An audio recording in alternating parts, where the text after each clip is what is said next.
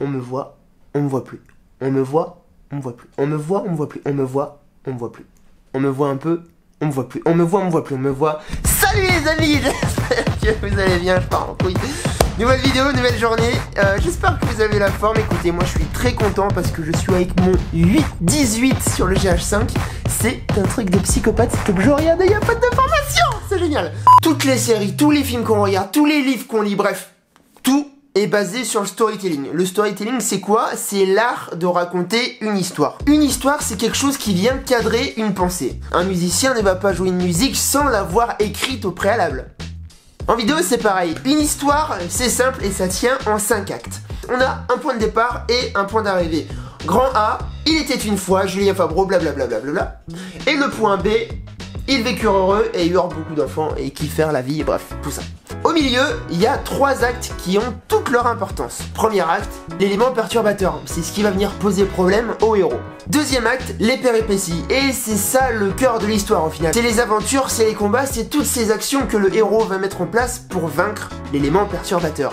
Et enfin, troisième acte, c'est le dénouement. Tout ça, c'est une structure simple qui permet de raconter une histoire. Ce cadre-là, j'essaye de l'appliquer un maximum dans mes vidéos. Par exemple, pour mon petit court-métrage sur la Saint-Valentin, j'ai respecté cet ordre. C'est-à-dire que le cadre, c'était « Il était une fois, Julien Fabreau ». Ok Google, quel jour sommes-nous? L'élément perturbateur, c'est la technologie, toute cette masse d'informations auxquelles on est confronté tous les jours. La technologie, les ordinateurs, les téléphones. Les péripéties, c'est fuck la technologie. Oh, je viens de cracher sur la caméra. Excusez-moi. Pardon, excusez-moi. Donc les péripéties, fuck la technologie, je m'habille en beau gosse pour aller acheter une rose pour ma chérie. Le dénouement, je sors mon téléphone et avant d'aller offrir une rose à Gaël, je l'appelle pour lui dire que je l'aime. Tout ça pour en venir au sujet principal de la vidéo. Il est également possible de raconter une histoire à travers une image. Si vous êtes un abonné exemplaire, vous avez dû voir que je fais un petit travail photographique de mise en scène sur mes miniatures. Sur YouTube, c'est bien beau de faire du beau contenu, mais s'il n'est pas vu, ça fait un petit peu chier. Hein, je suis sûr qu'il y en a quelques-uns parmi vous qui savent ce que je veux dire. La preuve, pendant 6 mois, je faisais 3 vidéos par semaine qui faisaient 200 à 300 vues chacune. Donc, c'est pas hyper motivant. C'est pour ça qu'on a tendance à jouer sur les titres et sur les miniatures. On peut appeler ça l'ère du putaclisme. Il y a ceux qui vont mettre la flèche rouge, il y a ceux qui vont se détourer, il y en a qui vont mettre un fond derrière, enfin bref, il y a tout plein de techniques. Moi, mon parti pris, c'est d'utiliser le storytelling un maximum et de l'appliquer à l'univers de la photo. L'enjeu, ça va être de raconter une histoire en une image pour capter votre attention, jouer avec vos sentiments et vous donner envie de cliquer.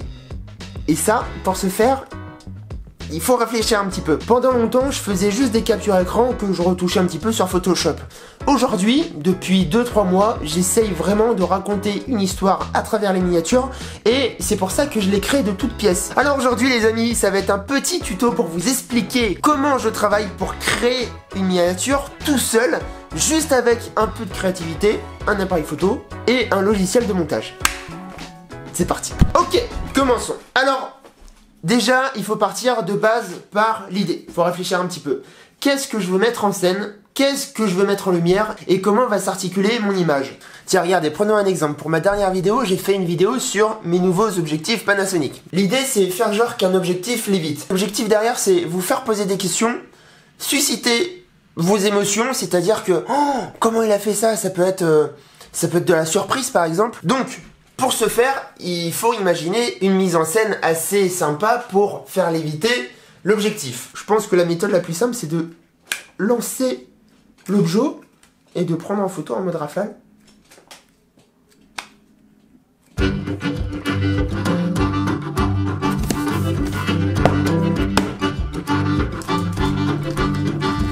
Oh, ça marche! Vous entendez? Une photo, les amis, ça passe déjà par de la réflexion. C'est-à-dire, quels sont nos moyens pour arriver à nos fins? Là, les moyens, je les ai pas, donc je les crée.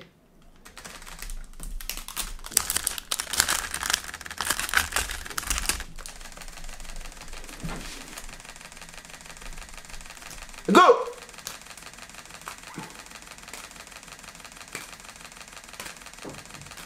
Faut faire la tête étonnée. Ok, stop. Il m'a pris. On a pris 150. Alors, qu'est-ce que ça donne? Oh, tu vas crever mon petit, je suis désolé, c'est pour faire le tuto, je m'excuse. Qu'est-ce que ça donne? Eh, c'est pas mal. C'est pas mal. Ouais, par contre, c'est un peu flou, quoi. C'est un peu flou. Ah, cette tête, c'est flou. Bon, il y en avait qu'une qui était pas mal. Oh, c'est du stop motion, le truc. Bon, il n'y a pas de photo ouf. Faut réagir, faut trouver une autre idée.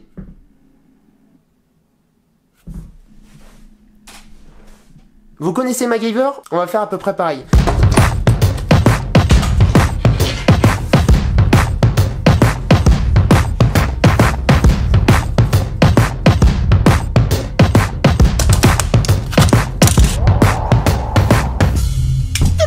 On va faire un petit nœud de pirate. Ensuite, on va attacher l'objet. Et c'est là où ça devient intéressant. Là, on est bon. Là, on est bon, donc on va faire le nœud. Ça fonctionne. Je suis refait. Ok, tourne pas trop, s'il te plaît. Bon, je vais quand même mettre une petite sécurité en dessous. On sait jamais. Un carton avec des bulles. Oh, je peux pas faire. Oh, il m'a sauvé la vie, je t'aime, petit carton. Oh. Ok, très bien. Donc, l'objectif, on va se mettre en Wi-Fi. Hop. Pour pouvoir piloter tout ça depuis le téléphone. Très bien. Donc, opération à distance. Je vais me mettre ici directement en retardateur. On va se mettre en mode photo, manuel. Hop.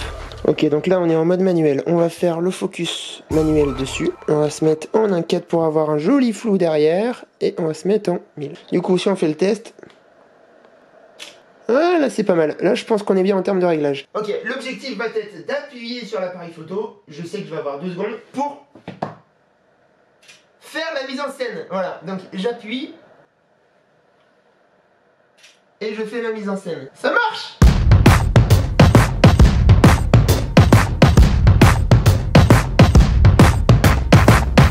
Ok, je pense que le compte est bon. Donc, si on regarde un petit peu les photos qu'il y a...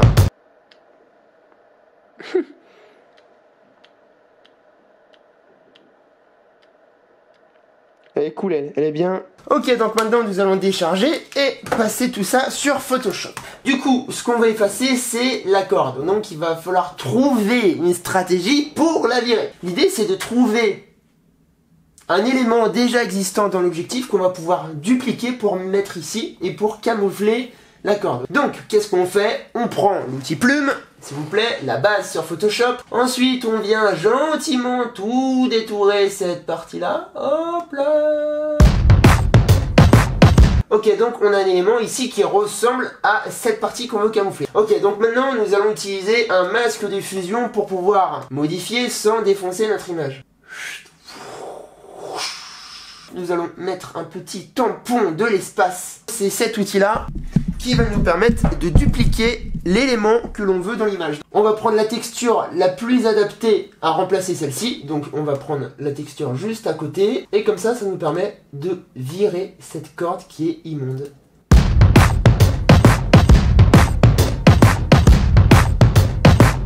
Il n'y a plus de corde, les amis, c'est incroyable. Donc voilà comment on fait une retouche, un montage. Allez, on va juste se faire une petite retouche rapidos. On va jouer avec les courbes. Hop, on va se mettre là.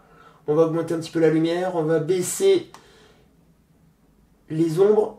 Très bien, là ça me paraît pas mal. On a peut-être un peu trop de rouge, donc on va les baisser. Très bien. Ensuite, on va ajouter un peu de vibrance. On va baisser un petit peu la saturation.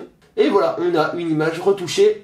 Donc voilà un petit peu quel est le chemin créatif pour arriver à ça. On est parti d'une idée. Il a fallu trouver des moyens pour accomplir cette idée. Le retardateur, la barre, le tampon. Et voilà, tout simplement. Donc ça, c'est la première chose. Et deuxième chose, moi j'aime beaucoup aussi donner de l'émotion et susciter l'intérêt, donc que les gens se questionnent, se disent mais qu'est-ce qui se passe dans cette vidéo? Qu'est-ce qu'il a fait pour en arriver là? C'est-à-dire que par exemple pour la miniature de cette vidéo, je vois bien un truc un peu badass en mode je vais y arriver. Parce que derrière l'idée, mon titre de ma vidéo, ça va être une image vaut 1000 mots. Donc il faut que l'image soit forte. Donc là, qu'est-ce qu'il me faut? Il me faut du noir sur la tête pour faire genre je suis passé par des aventures. Il me faudrait un décor un petit peu évocateur, je sais pas. Des pavés, vous savez, les pavés là. Les pavés, ça peut être pas mal. Il y en a peut-être qui se disent que ok, c'est facile de faire une photo, c'est facile de prendre du maquillage, c'est facile de faire du Photoshop. Cependant, Là où ça devient un petit peu plus compliqué, c'est quand on veut mettre en lumière une idée. Et ça, c'est un petit peu plus compliqué parce que parfois une photo n'a peut-être rien à voir avec le sujet, c'est juste au niveau des idées, au niveau des valeurs. Par exemple, le titre de cette vidéo est une image vaut 1000 mots. J'aurais très bien pu prendre une image et mettre des mots à côté. Sauf que dans mon esprit, il faut illustrer cette phrase. C'est-à-dire que voilà, il faut trouver des choses qui vont captiver votre attention et nourrir un petit peu ce que vous pensez de ce titre. Bon, ok les amis, j'ai trouvé la position, donc on va se mettre ici. L'objectif c'est simuler que je suis accroché à un mur ou quelque chose comme ça. Donc, il faut que je déclenche l'appareil photo avec le retardateur. Il faut que je me maquille pour faire genre, je viens de passer une épreuve difficile pour capter votre attention. Et ensuite, il manquera plus qu'à prendre la photo, la retravailler et le tour est joué. Donc, les amis, en scène. Par contre, ça me fait chier un petit peu, il y a pas mal de monde là. Il y a vraiment beaucoup de monde, donc je vais vraiment avoir l'air con. Je me raconte même pas.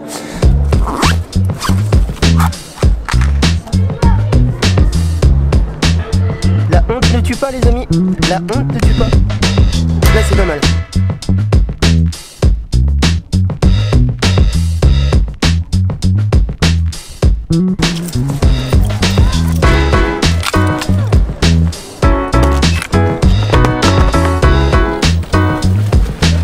On peut dire que je fais un petit peu flipper, je fais un petit peu truand. Mais bon, c'est marrant des fois.